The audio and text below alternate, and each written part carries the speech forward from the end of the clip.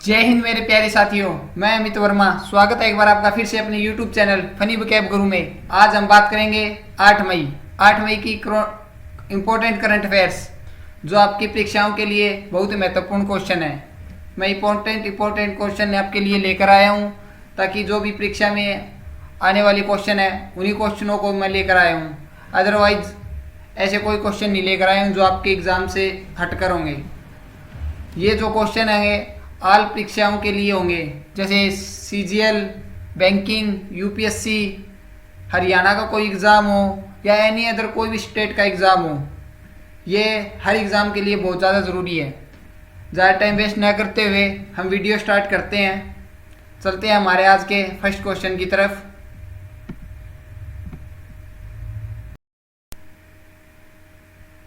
मुद्रा स्वास्थ्य कार्ड योजना किसने शुरू की है? रामनाथ कोविंद, अमित शाह, नरेंद्र मोदी या नरेंद्र सिंह तोमर ने? अब इनमें से कौन सा आंसर हो सकता है? अब इसका आंसर होगा नरेंद्र मोदी। एक मिनट हाईलाइट कर देता हूँ इसको, आपको अच्छे से याद रह जाएंगे। नरेंद्र मोदी। अब इसके कुछ मृदा स्वास्थ्य कार्ड योजना के कुछ इंपॉर्टेंट फैक्ट देख लेते हैं। मुद्रा स्वास्थ्य कार्ड योजना 19 फरवरी 2015 को प्रधानमंत्री नरेंद्र मोदी द्वारा शुरू की गई थी। इस योजना के तहत सरकार किसानों को मुद्रा कार्ड जारी करती है। किसको करती है? किसानों को मुद्रा कार्ड करने की योजना बना रही है, जो किसानों की मदद करने के लिए व्यक्तिगत खेतों के लिए आवश्यक पोषक तत्वों और उर्वरकों की फसलवार सिफारिशें लगेंगी। इनपुट के विवेकपूर्ण उपयोग के माध्यम से उपभोक्ताओं में सुधार करना है। यह योजना प्रधानमंत्री नरेंद्र मोदी द्वारा शुरू की गई थी। यह किसानों के लिए मुद्रा कार्ड जारी करने की योजना बना रही है।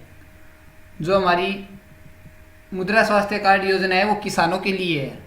अब हम चलते हैं हमारे नेक्स्ट क्वेश्चन की ओर। विश्व एथलेटिक्स को पहले डैश कहा जाता था। जो विश्व एथलेटिक्स है उसे क्या कहा जाता था पहले? World sport federation, international sports, UEFA, IAF। इसका आंसर हो जाएगा डी, IAF। अब इसके कुछ इंपॉर्टेंट फैक्ट देख लेते हैं। विश्व एथलेटिक्स को पहले अंतर्राष्ट्रीय एमेच्योर एथलेटिक्स महासंघ, इसकी फुल फॉर्म हो गई AIAF के रूप में जाना जाता है। इसका गठन 17 जुलाई 1912 को हुआ था। कब हुआ था इसका गठन? 17 जुलाई 1912 को हुआ था। इसका मुख्यालय कहाँ पे है? स्वीडन के स्टॉकहोम में स्थित है। यह एथलेटिक्स के खेल को नियंत्रित करता है। यह ट्रैक और field, road running, mountain running और क्रॉसिंग रनिंग को कवर करता है। अब चलते हैं हमारे नेक्स्ट क्वेश्चन की ओर। 2020 में बुद्ध पूर्णिमा कब मनाई जाती है? 14 अप्रैल को, 7 मई को, 21 मई को या 8 जून को? ये जो हमारी बुद्ध पूर्णिमा है ये मनाई जाती है 7 मई को। कब मनाई जाती है? 7 मई को। अब इसके कुछ इंपॉर्टेंट फैक्ट देख लेते हैं क्यों बनाई जाती है। गौतम बुद्ध की जयंती को दुनिया भर में बुद्ध पूर्णिमा या बुद्ध जयंती के रूप में माना जाता है। हिंदू कैलेंडर के अनुसार दिन बैसाख अप्रैल मई के महीने में पूर्णिमा के दिन पड़ता है। 2020 में बुद्ध पूर्णिमा 7 मई को मनाई जाती है। 2020 में यह 7 मई को मनाई गई है। इससे पहले 2019 में बनाई गई थी। इसी तरह यह हर साल भर अप्रैल और मई के महीने में ही पूर्णिमा के दिन मनाया जाता है। यह गौतम बुद्ध की जयंती है। इसे बुद्ध पूर्णिमा या बुद्ध जयंती भी कहा जाता है। ये फ्रेंड्स मैंने साथ साथ आपको इम्पोर्टेंट फैक्ट साथ ही दे दिए हैं। जब भी ये PDF में भी मैंने दे दिए हैं, ताकि जब भी आप कोई क्वेश्चन पढ़ो आपके दिमाग में ये फैक्ट आ जाए कि ये क्यों बनाई गई थी, कब बनाई गई थी। इसीलिए मैं साथ साथ दे रहा हूँ, ताकि आपको जब भी क्वेश्चन याद करो या PDF को देखो तब आपको याद रह सके। चलते हैं हमारे नेक्स्ट क्वेश्चन की ओर। बैसाख दुनिया भर में देश के लिए सबसे पवित्र दिन है। किसके लिए है? यह है बुद्धिस्ट के लिए। बैसाख दुनिया में बुद्धिस्ट के लिए सबसे पवित्र दिन है। अब हम देख लेते हैं बैसाख के कुछ इंपॉर्टेंट फैक्ट। बैसाख पूर्णिमा का दिन मई के महीने में संयुक्त राष्ट्र द्वारा, किसके? संयुक्त राष्ट्र द्वारा 7 मई 2020 को मनाया जाता है। यह हर साल 7 मई 2020 को ही मनाया जाता है बैसाख। यह दिन बौद्ध धर्म के संस्थापक भगवान बुद्ध के जन्म, प्रबोधन और मृत्यु की स्मृति में मनाया जाता है। यह किस लिए मनाया जाता है? जन्म, प्रबोधन और मृत्यु की स्मृति में मनाया जाता है। बैसाख दुनिया भर के बौद्धों के लिए सबसे पवित्र दिन है। बुद्धिस्ट, इनको इंग्लिश में बुद्धिस्ट बोलते हैं और हिंदी में बौद्धो बोलते हैं। यह बैसाख पूर्णिमा के दिन मई महीने में 7 मई को मनाया जाता है। कब मनाया जाता है? 7 मई को मनाया जाता है। अब चलते हैं हमारे नेक्स्ट क्वेश्चन की ओर। विश्व एथलेटिक्स दिवस कब मनाया जाता है? 12 अप्रैल, 17 अप्रैल, 7 मई या 10 मई? अब यह मनाया जाता है 7 मई को। कब मनाया जाता है? 7 मई को। अब इसके कुछ इंपॉर्टेंट फैक्ट देख लेते हैं। 7 मई को विश्व एथलेटिक दिवस मनाया जाता है। कब मनाया जाता है? 7 मई को। अवलोकन की तिथि परिवर्तन के अधीन है क्योंकि अंतर्राष्ट्रीय एमेच्योर एथलेटिक महासंघ, ये मैंने आपको ऊपर भी बता दिया था, ये अंतर्राष्ट्रीय एमेच्योर एथलेटिक महासंघ AIAF हर साल तय करता है, लेकिन महीना वही रहता है। जो तारीख है वो चेंज होती रहती है और महीना हमेशा सेम रहता है विश्व एथलेटिक्स का। यह दिन युवाओं के बीच एथलेटिक्स में भागीदारी को बढ़ाना है। किसके बीच? युवाओं के लिए। युवाओं के लिए यह सबसे महत्वपूर्ण दिन माना जाता है। जो भी एथलेटिक्स के खिलाड़ी होते हैं, जो इसमें बढ़ चढ़ कर भाग लेते हैं, वो इसी दिन का वेट करते रहते हैं, कब वो आएगी, कब मई आएगी, मई में वो कौन सी तारीख होगी, इसीलिए। अब हम चलते हैं हमारे नेक्स्ट क्वेश्चन की ओर। जिसने corona virus global spice international प्रतिज्ञा सम्मेलन की मेजबानी किसने की? UN ने एंड इट्स पार्टनर ने, WHO ने, EU एंड इट्स पार्टनर ने, AU एंड इट्स पार्टनर ने। अब इसका आंसर हो जाएगा option C, EU and its partner. अब इसके कुछ इंपॉर्टेंट फैक्ट देख लेते हैं। Corona virus global spice international प्रतिज्ञा सम्मेलन का आयोजन लगभग 5 मई को किया गया था। कब किया गया था? 5 मई को। सम्मेलन 4 मई को शुरू हुआ था। सम्मेलन 4 मई को शुरू हुआ और 23 मई को समाप्त होने की संभावना है। सम्मेलन 4 मई को शुरू हुआ और 23 मई को समाप्त होने की संभावना है। ये फिक्स डेट नहीं है कि ये 23 मई को समाप्त हो जाएगा, ये एक संभावना है। ऑनलाइन समिट में लगभग 40 देशों ने भाग लिया है। कितने देशों ने भाग लिया इसमें? 40 देशों ने। ये भी एक क्वेश्चन बन सकता है कि ऑनलाइन समिट में लगभग कितने देशों ने भाग लिया है? इसमें 40 देशों ने भाग लिया है। सम्मेलन की मेजबानी यूई संघ और उसके सहयोगियों द्वारा की गई थी। किसके द्वारा की गई थी? यूरोपीय संघ और उसके सहयोगियों द्वारा की गई थी।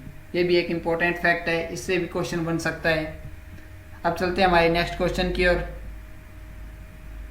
मुद्रास्फीति से निपटने के लिए किस देश ने अपनी मुद्रा को एक नई मुद्रा के साथ बदल दिया है? वह कौन सा देश है जिसने अपनी मुद्रा को एक नई मुद्रा के रूप में बदल दिया है? अफगानिस्तान, पाकिस्तान, रूस या ईरान? इनमें से कौन सा आंसर हो सकता है? अब इसका आंसर हो जाएगा ऑप्शन नंबर डी, ईरान।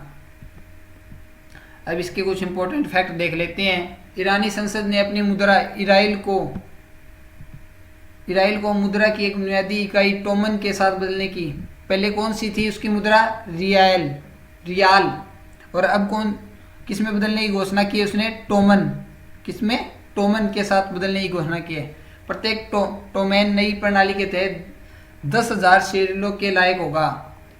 इस कदम का उद्देश्य ऐसे लोगों पर बढ़ते उपभोक्ताओं कीमतों के मनोवैज्ञानिक प्रभाव को कम करना है जिन्होंने दशकों से उच्च मुद्रास्फीति को सहन किया है और सरकारी आंकड़ों में शून्य की संख्या में वृद्धि की है। जो सरकारी आंकड़े हैं उन्होंने आज तक नामात्र की भी वृद्धि नहीं की है, क्योंकि उन्होंने शून्य, यहाँ पे साफ लिखा हुआ है, शून्य की संख्या में वृद्धि की है।